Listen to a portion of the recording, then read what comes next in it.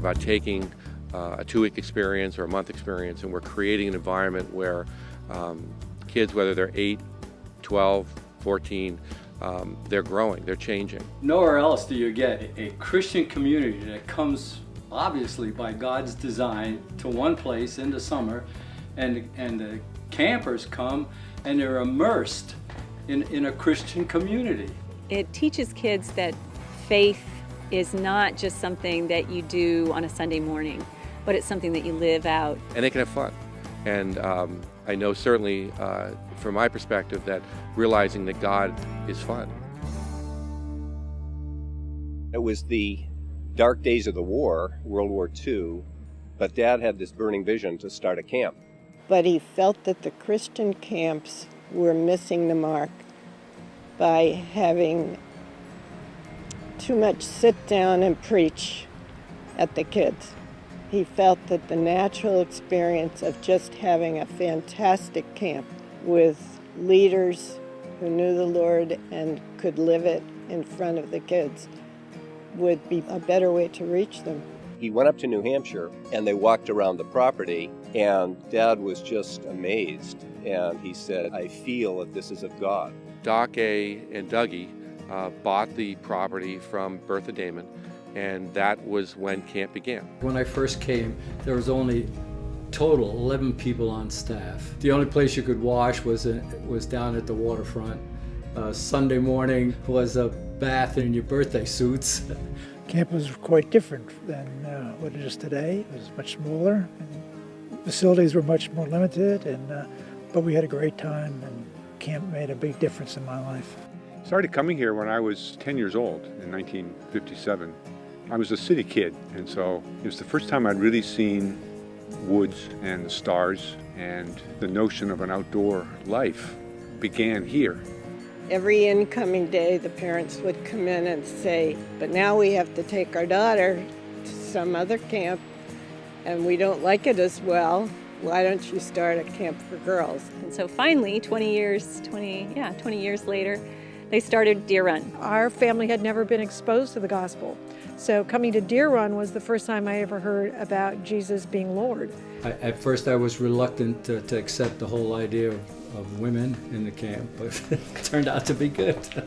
When you first started the girls' camp, the idea was everything should be separate. And we even had 2 separate HPers. I remember at our place that we sat at, there was a little placemat in the center of the table, and we would write notes to the boys who sat at that table the first sitting, and then they'd write back to us the second sitting, and that was about all we knew of the boys' camp. Bit by bit, they found that it was good to integrate. I remember my husband talking about one of the first trips that they took the girls along, and it just was perfect.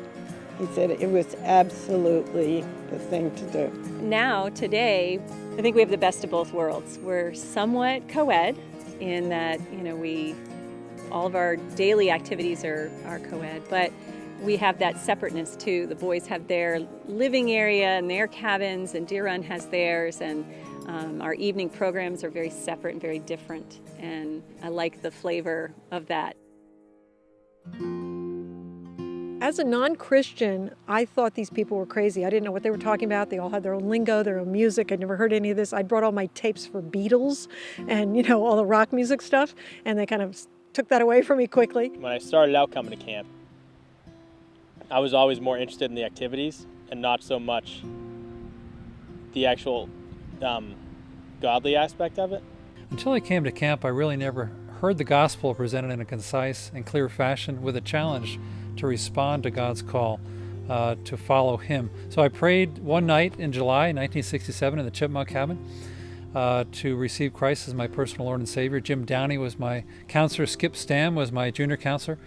And I'll never forget that night. And funny side note, I was on the upper bunk. Bob Strodel was on the lower bunk. So I came from a home, not a Christian home, but a church home. And it was really here at camp that I first experienced the love of God. And that power of that God loved me and the people here loved me. That news that God loved me changed my whole life. I was really able to love others then. So Tower Kuntz my old counselor in the bear cabin one night. First night of camp, he said, guys, if you ever need me, or if you ever want to talk, whether it be 3 o'clock in the morning or something like that, feel free to wake me up. And there was this one night, probably 2 or 3 weeks into the camp that year, and I couldn't sleep that night. So at probably about 2:30, 3 o'clock in the morning, I woke up Tower, and we went outside. It was pitch black. We went outside by the bear cabin, and we probably talked for about a half an hour, 45 minutes, and I came to Christ that night. I was out here in the wilderness. It was beautiful, and people loved me no matter what foolish things I was up to, and I was.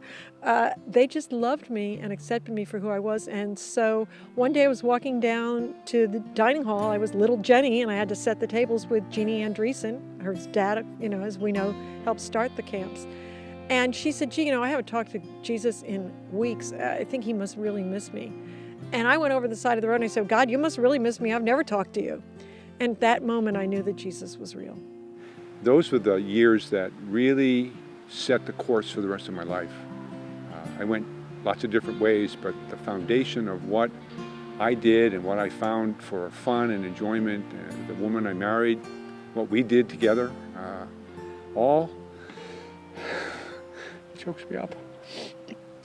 All started here.